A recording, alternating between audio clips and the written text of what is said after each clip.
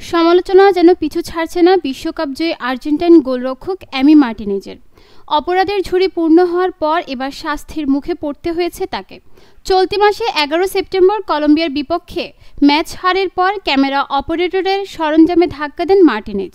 পরবর্তীতে Johnny Jackson নামের এই অপারেটর লাঞ্ছিত এবং ঘটনায় ক্ষুব্ধ বলে জানান সংবাদ মাধ্যমকে। এর আগে 6 সেপ্টেম্বর চিলির বিপক্ষের ম্যাচেও শৃঙ্খলা ভঙ্গের অভিযোগ ওঠে।